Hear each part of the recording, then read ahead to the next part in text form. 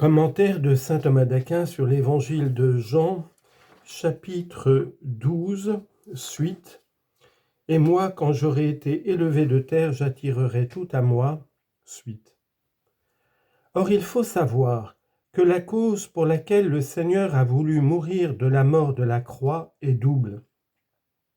La première, à cause de l'infamie de cette mort. Citation. Condamnons-le à la mort la plus infâme. Sagesse, chapitre 2, verset 20. C'est pourquoi Augustin dit « C'est de cette manière que le Seigneur a voulu mourir, afin que l'ignominie de sa mort ne détourne pas l'homme de la perfection de la justice. » La deuxième, parce qu'une mort de cette sorte a lieu par mode d'exaltation. C'est pour cela que le Seigneur dit « Quand j'aurai été élevé ». Et assurément, ce genre de mort convenait au fruit, à la cause et à la figure de la passion. À son fruit, puisque c'est par sa passion qu'il devait être exalté. Il s'est fait obéissant jusqu'à la mort et la mort de la croix. C'est pourquoi Dieu l'a exalté et lui a donné le nom qui est au-dessus de tout nom. Philippiens 2, 8.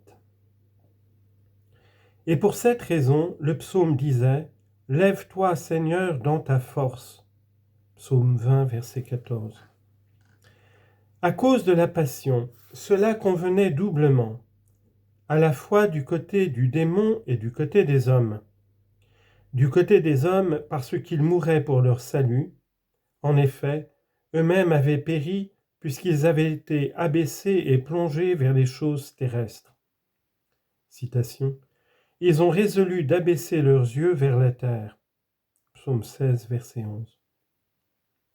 Il a donc voulu mourir exalté pour élever nos cœurs vers les choses célestes, car ainsi il est lui-même notre chemin vers le ciel. Et du côté des démons, cela convenait aussi, pour qu'élevé lui-même dans les airs, il foula aux pieds ceux qui, dans les airs, avaient la suprématie et le pouvoir. Cela convenait enfin à la figure de la passion, puisque le Seigneur enseigna qu'il deviendrait le serpent d'airain dans le désert, comme il est montré au livre des Nombres. Citation.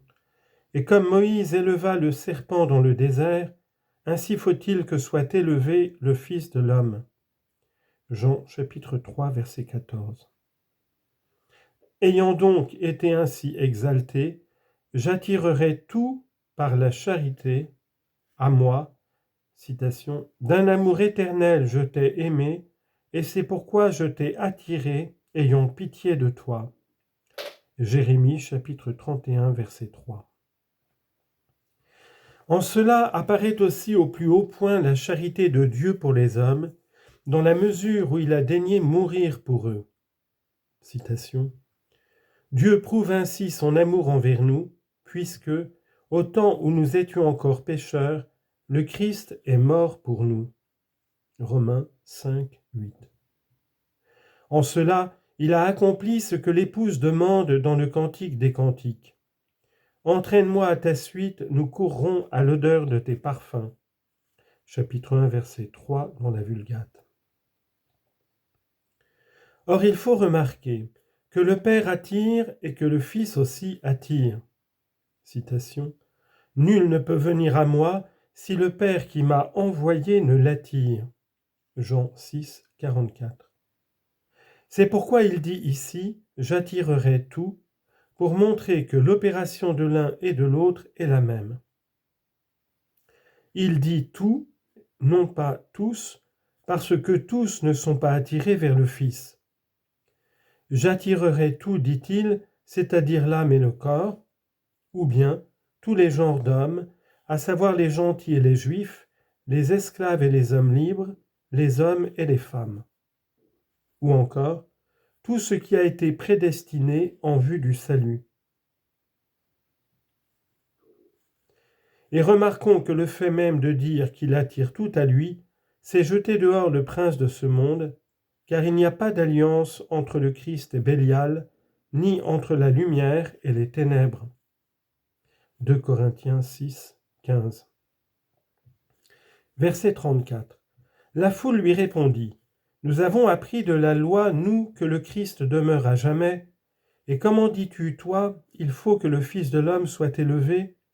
Qui est ce Fils de l'homme » Après avoir exposé la promesse de la glorification du Seigneur et l'explication de la voie, l'évangéliste rapporte ici le doute de la foule. Et d'abord, la foule fait appel à l'autorité de la loi pour, à partir de là, émettre son doute. Il dit donc premièrement, la foule lui répondit, « Au Seigneur qui parlait de sa mort, nous avons appris de la loi, nous, entre parenthèses, la loi est prise ici d'une manière générale pour désigner tous les écrits de l'Ancien Testament, fermez la parenthèse, que le Christ demeure à jamais. Et l'on peut dire cela à partir de nombreux passages de l'Ancien Testament, en particulier celui-ci, son empire se multipliera et la paix n'aura pas de fin. Isaïe chapitre 9 verset 7. Et encore, sa puissance est une puissance éternelle qui ne passera pas et son royaume ne sera pas détruit. Daniel chapitre 7 verset 14. Et à partir de cette autorité, il soulève deux doutes. L'un concerne le fait, l'autre sa personne. Le fait, quand ils disent « Comment dis-tu, toi, il faut que le Fils de l'homme soit élevé ?» Mais puisque le Christ n'a pas dit « Il faut que le Fils de l'homme soit élevé », mais « Et moi, quand j'aurai été élevé de terre », comment les Juifs disent-ils « Il faut que le Fils de l'homme soit élevé » Il faut dire ici que les Juifs, déjà habitués aux paroles du Seigneur, ont bien gardé dans leur mémoire qu'il disait être le Fils de l'homme. Aussi quand il a dit « Et moi, quand j'aurai été levé de terre, j'attirerai tout à moi », ils l'ont compris comme s'il avait dit « Quand le Fils de l'homme aura été élevé », selon ce que dit Augustin. Ou bien il faut dire que bien qu'ici il n'ait pas fait mention du Fils de l'homme, cependant plus haut il a dit ceci, « Il faut que le Fils de l'homme soit élevé ». Jean 3, 14. Mais il semble que ce qu'ils disent eux-mêmes, « Il faut que le Fils de l'homme soit élevé », ne contredit en rien ce qu'ils avaient dit, que le Christ demeure à jamais. À cela il faut répondre que, parce que le Seigneur avait l'habitude de leur parler en paraboles, ils comprenaient beaucoup de ce qui était dit. Aussi se sont-ils doutés que le Seigneur parlait de son exaltation par la mort de la croix. Citation, « Quand vous aurez élevé le Fils de l'homme, alors vous connaîtrez que moi, je suis. » Jean chapitre 8, verset 28. Ou bien il faut dire que s'ils ont compris cela, c'est que déjà ils pensaient le faire. Ce n'est donc pas la pénétration de la connaissance qui leur donna l'intelligence de ces paroles, mais la connaissance fausse qu'invente la malice. Remarquons bien leur malice. Ils ne disent pas « Nous avons appris de la loi que le Christ ne souffre d'aucune manière ». En effet, dans de nombreux passages des Écritures, il est question de sa passion et de sa résurrection, comme dans ce verset d'Isaïe, « Comme une brebis, il est conduit à l'abattoir » chapitre 53, verset 7. Ou dans ce psaume, « Et moi j'ai dormi, j'ai sombré dans un profond sommeil, et je me suis relevé » psaume 3, verset 6. Mais ils disent que le Christ demeure à jamais. En cela, il n'y aurait aucune contradiction, puisque rien de ce que le Christ a accompli par sa passion n'aurait fait obstacle à son immortalité. Il voulait en effet montrer qu'il n'était pas le Christ, puisque le Christ demeure à jamais, comme le dit Chrysostome. La deuxième question porte sur sa personne quand ils disent « Qui est ce Fils de l'homme » Ils demandent cela parce qu'il est dit dans Daniel « Je voyais, et voici venant comme un fils d'homme, et il s'avança jusqu'à l'Ancien. » Daniel chapitre 7, verset 13. Et qu'à travers ce fils d'homme, il comprenait le Christ, comme s'il disait « Tu dis qu'il faut que le Fils de l'homme soit élevé, et le Fils de l'homme que nous comprenons comme le Christ demeure à jamais.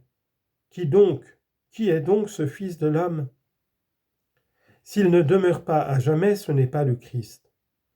En cela, il faut blâmer leur lenteur d'esprit, puisqu'ils doutaient encore qu'il fût le Christ après tant de choses vues et tant de choses entendues. Citation. C'est comme de parler à quelqu'un qui dort que d'enseigner la sagesse à un sot. Siracide, chapitre 22, verset 9.